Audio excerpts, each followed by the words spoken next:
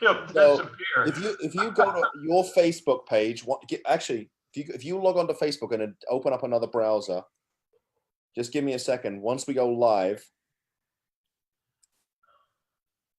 All right, hold on. We're live. So give me a second here. You should be able to.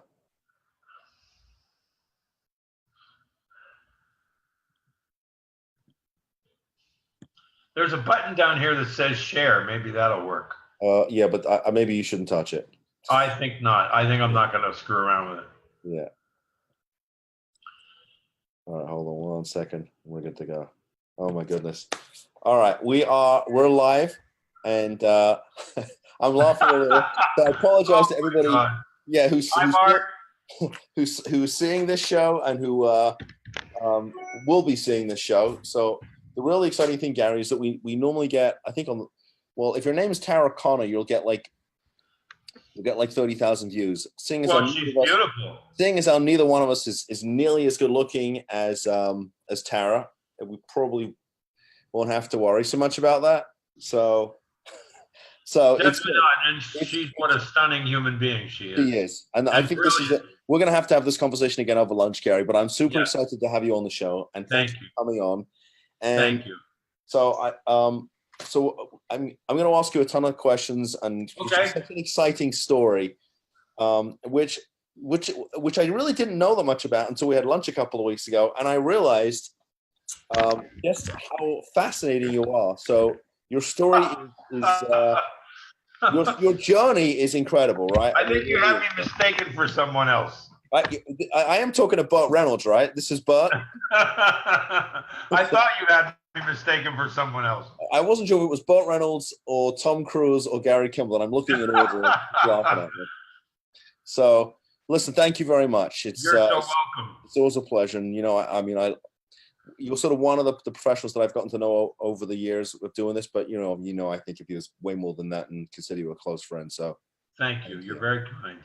So I'm going to go back a little in time, because one of the things I always like to do is to give the audience a little bit of background. And this is stuff I'm going to say in advance that I know that we really haven't talked about, because I don't even know where you grew up. So I want to know all that stuff and about your family life and that stuff. And then we'll get into the stuff that you shared with me over lunch. So where did you grow up? I grew up in Northeast Ohio, just outside of Akron. I don't know why I knew that you were going to say that, but you do know I went to Michigan, right? So no, I didn't know that either. Yeah, this could be the end of a friendship, Gary. I mean, how much the Wolverines and Buckeyes hate each other. I love Michigan. It's all good. It's all good. So you grew up in Ohio. Tell me about, do you have siblings, your parents? Tell me all about that. Well, okay. I'm adopted, and I never met my birth family. Just until recently, discovered that I have siblings and didn't know about that. And my adopted parents, Bruce and Mary Evelyn, were a saintly couple. And I was adopted as an infant.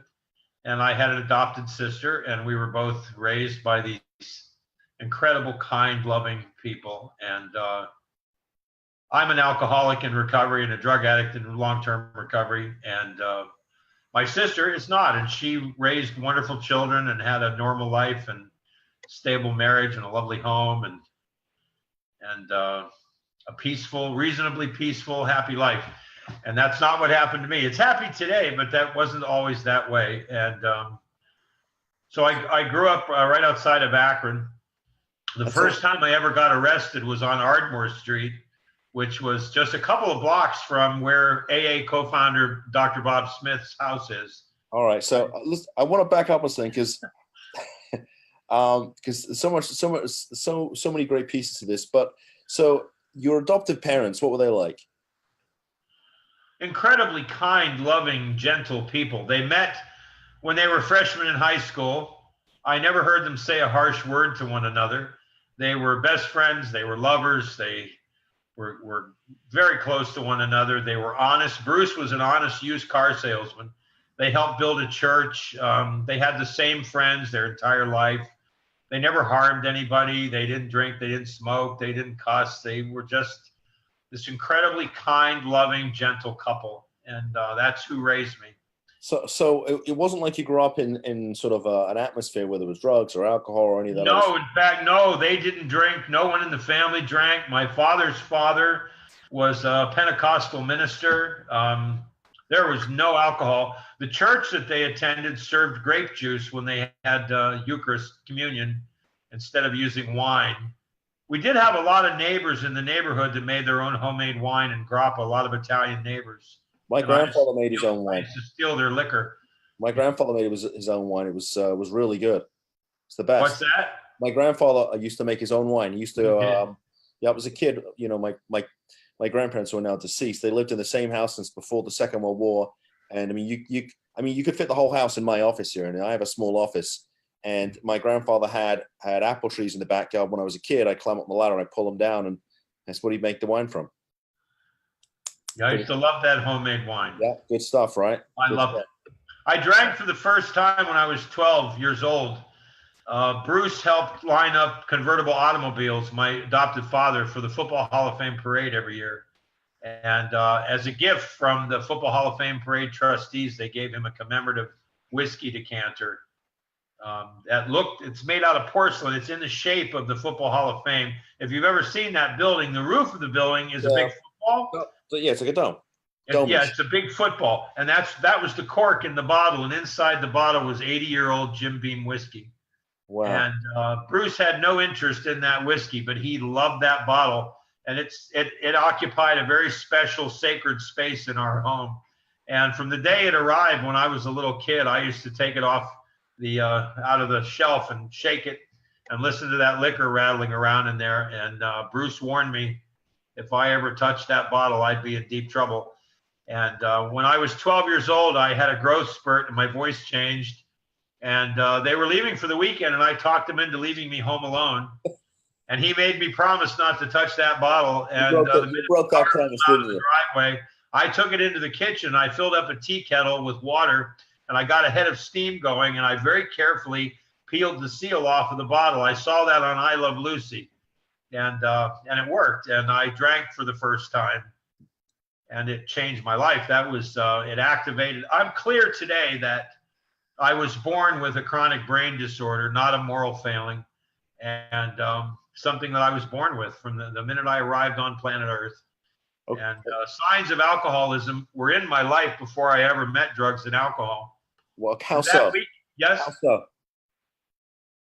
Well, when I was a teenager, I used to come home from school every day. There was a television program called Dark Shadows, and it had vampires and werewolves and so forth. It scared the hell out of me.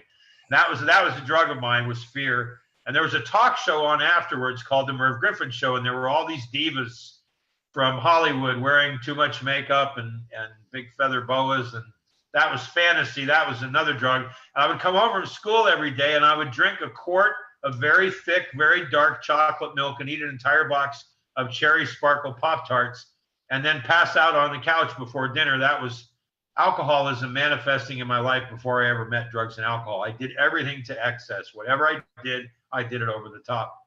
Okay. Always looking for a way to get out of myself. So as far as school was concerned, were you a good student?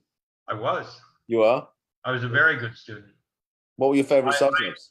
I skipped a couple of grades because of being a good student, and then I graduated when I was 17. But prior to that, after I took that first drink that weekend, I drank that entire bottle of whiskey. I spent most of the weekend running around the neighborhood naked, and I beat up one of the neighbor kids. I had courage for the first time in my life, and I just beat the hell out of this poor kid. And I thought that was a fantastic thing, because I was like a scrawny little nerd, and I had no